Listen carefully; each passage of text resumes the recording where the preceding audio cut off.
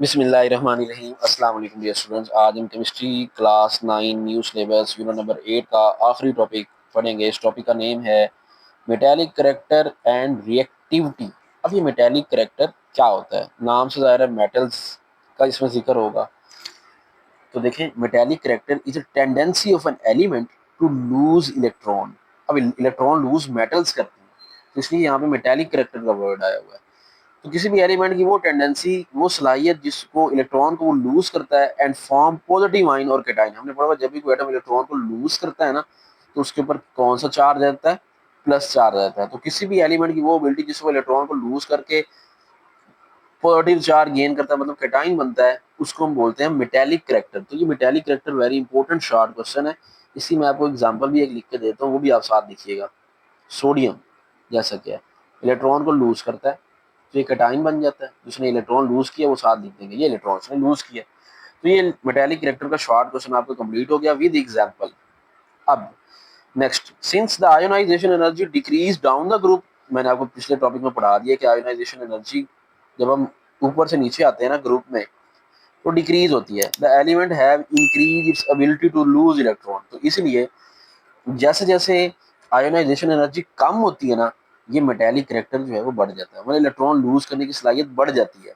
For this reason both metallic character and reactivity increase down the group. अब अगर paper में question आ जाए ना, what is metallic character, right its trend. क्योंकि ट्रेंड भी आपने लिखना है। ट्रेंड क्या है? Metallic character, both metallic character and reactivity increase down the group. ठीक है, क्योंकि वजह क्या है उसकी? Down the group ionisation energy कम होती है, इसलिए ये जो मेटालिक करैक्टर है फिर वो बढ़ जाता है। इसका इनवर्स रिलेशन है मेटालिक करैक्टर का आयोनाइजेशन एनर्जी के साथ। ठीक है, what is the relationship between ionization energy and metallic character, ये भी क्वेश्चन वैसे आ सकता है। तो इसलिए मैं आपको सजेस्ट करूंगा आप ये पूरा ही कर लें, दोनों क्वेश्चन क्लियर हो जाएंगे ना। As we move from left to right in a period, अब वो ग्रुप की तो बात होगी, लेकिन अब लेफ्ट टू राइट अगर पीरियड की बात करें, पीरियड में क्या ट्रेंड है? न्यूक्लियर चार्ज बढ़ता है। ठीक है, क्योंकि वो इलेक्ट्रॉन ऐड हो रहे होते हैं तो न्यूक्लियर चार्ज बढ़ जाता है। Due to increase in number of proton in the nucleus, owing to this the valence electron are pulled strongly by the nucleus। क्योंकि न्यूक्लियर चार्ज बढ़ जाता है तो फिर वो न्यूक्लियस जो है वो ज्यादा स्ट्रांगली होल्ड करता है अपने इलेक्ट्रॉन्स को। It is difficult for atom to lose electron, फिर इलेक्ट्रॉन का एटम लूज नहीं हो पाता। Hence the metallic character decrease in period from left to right. तो पीरियड में डिक्रीज होता है ये। तो वो था ट्रेंड इन ग्रुप, ये है trend in period metallic character का। तो ग्रुप में वो इंक्रीज करता है और डिक्रीज किस में करता है?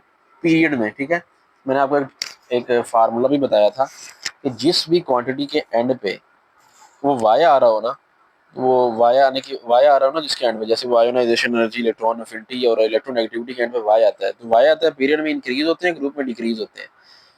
अब ये इसके एंड में वाई नहीं आ रहा, आ रहा है। ठीक है ना, मतलब कुछ और आ रहा है ना वाई के अलावा, तो इसलिए ये पीरियड में डिक्रीज होगा, ग्रुप में इंक्रीज होगा। लिखा हुआ ना, metallic character decrease in period, और जिसके एंड पे वाई आता है ना वो पीरियड में इंक्रीज होता है। उसके बाद केमिकल रिएक्टिविटी की बात करते हैं। Chemical reactivity decrease as we move from left to right in a period. अब केमिकल रिएक्टिविटी भी जो है वो डिक्रीज होती है जब हम लेफ्ट टू राइट पीरियड में मूव करते हैं। ठीक है, तो ये उसका ट्रेंड है केमिकल रिएक्टिविटी का। ठीक है, अब देखें वो जो मैंने आपको बताया ना एंड पे वाई आता है, उनकी बात की थी, आयोनाइजेशन एनर्जी, इलेक्ट्रॉन अफिनिटी और इलेक्ट्रोनेगेटिविटी की। ठीक है, उनके लिहाज से वो है कि वो पीरियड में इंक्रीज होते हैं, ग्रुप में डिक्रीज होते हैं। बाकी ये मेटालिक करैक्टर और रिएक्टिविटी ये एक ही चीज बन जाते हैं, तो इसी सेंस में है, इसलिए आपने इसको यही समझना है कि ये जो मेटालिक करैक्टर का ट्रेंड है ना, वही रिएक्टिविटी का ट्रेंड भी होगा। वो भी डिक्रीज होता है ग्रुप में, तो ये भी देखें ग्रुप में केमिकल रिएक्टिविटी भी डिक्रीज हो रही है as we move from left to right in a period. अब इसकी एग्जांपल क्या है? Second period start with very reactive element. अब सेकंड पीरियड किससे स्टार्ट होता है? लिथियम से स्टार्ट होता है। ओ सॉरी, सोडियम से स्टार्ट होता है, which is followed by less reactive magnesium. उसके बाद फिर जो अगला जो है वो मैग्नीशियम है, वो उससे कम रिएक्टिव है। सोडियम के बाद मैग्नीशियम आता है ना। अगर आप देखें, ये पीरियोडिक टेबल मेरे पास पड़ा भी हुआ है, ये देखें, ये उन्होंने वैसे सेकंड पीरियड लिखा है, ये बनता थर्ड पीरियड है। ये सोडियम के बाद मैग्नीशियम लेस रिएक्टिव है, एल्यूमिनियम उससे लेस होगा, सिलिकॉन उससे लेस रिएक्टिव होगा। Aluminium and silicon are less reactive than both sodium and magnesium. This is because the number of valence electron increase. जब उनके number of valence electron बढ़ जाते हैं, जब number of valence electron बढ़ते हैं तो उसकी वजह से जो उनकी reactivity है वो decrease हो जाती है। तो यहाँ से क्वेश्चन बन सकता है कि एल्यूमिनियम और सिलिकॉन जो है वो लेस रिएक्टिव क्यों है as compare to magnesium and sodium. तो आप उसका यही आंसर लिखेंगे, aluminium and silicon are less reactive than both sodium and magnesium because the number of valence electron increase, making it difficult to lose electron. इनके number of electron ज़्यादा हैं, तो जब नंबर ऑफ इलेक्ट्रॉन बढ़ जाते हैं ना तो न्यूक्लियर चार्ज बढ़ जाता है, न्यूक्लियस का जो होल्ड है ना इलेक्ट्रॉन पे बढ़ जाता है, तो वो इलेक्ट्रॉन लूज नहीं करते। जब इलेक्ट्रॉन लूज नहीं करेंगे तो रिएक्टिविटी नहीं होगी उनकी। तो ये था शॉर्ट क्वेश्चन।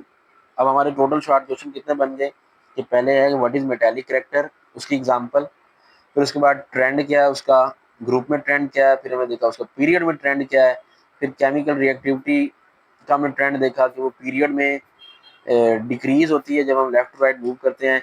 फिर हमने एक शॉर्ट क्वेश्चन और देखा कि सोडियम और मैग्नीशियम ज़्यादा रिएक्टिव है एल्यूमिनियम और सिलिकॉन से क्यों, तो ये उसका जवाब मैंने आपको अंडरलाइन करके दे दिया।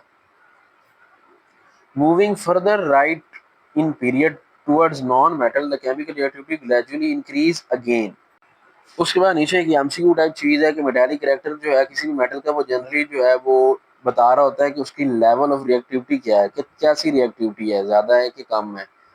ठीक है, मेटालिक कैरेक्टर ज़्यादा हो तो रिएक्टिविटी भी ज़्यादा होती है। तो ये एमसीक्यू टाइप चीज़ है, ये आपने करनी है।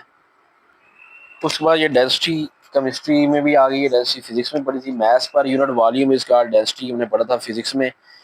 It is a mass of a substance in unit of volume, वही मास पर यूनिट वॉल्यूम, यही डेंसिटी की डेफिनेशन है, आप यही कर रहे हो। It is a mass of substance in volume. Density of an element is generally increased from top to bottom in a group. Top to bottom अगर हम आएंगे ना ऊपर से नीचे तो डेंसिटी बढ़ती है, मतलब हाइड्रोजन की डेंसिटी कम है, लिथियम की उससे ज़्यादा, सोडियम की उससे ज़्यादा डेंसिटी होगी।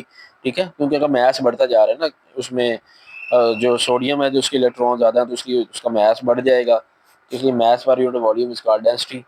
तो ये टॉप टू बॉटम तो जो है ये इंक्रीज करती है, लेकिन अगर हम पीरियड की बात करें लेफ्ट टू राइट तो ये वेरीज लेस सिग्निफिकेंटली, मतलब उसके लेफ्ट टू राइट पीरियड में से कोई इतनी अहमियत कोई नहीं है। तो एक्सप्रेस इसको किस में करना है आपने, ग्राम पर सेंटीमीटर क्यूब। ठीक है, तो ये डेंसिटी क्या होती है, शॉर्ट क्वेश्चन है, ये भी आपने याद कर लेना है। तो लिथियम देखें 0.53 डेंसिटी है उसकी, 0.9 है, उसके बाद 0.8, 1.63, 1.879, तो ये डेंसिटी जो है टॉप टू बॉटम देख रहे हैं आप बढ़ रही है। तो ये डेंसिटी आए तो आपने एग्जांपल के साथ इसको एक्सप्लेन करना है डेंसिटी क्या होती है। ये चैप्टर हुआ कंप्लीट। इंशाल्लाह नेक्स्ट टाइम इसकी एक्सरसाइज एमसीक्यू शॉर्ट क्वेश्चन वगैरह सॉल्व करेंगे। चैनल पे नए हैं तो चैनल को लाजमी सब्सक्राइब कर लीजिएगा, वीडियो को लाइक कर दीजिएगा। मिलते हैं नेक्स्ट वीडियो में, अपना ख्याल रखिएगा, अल्लाह हाफिज़।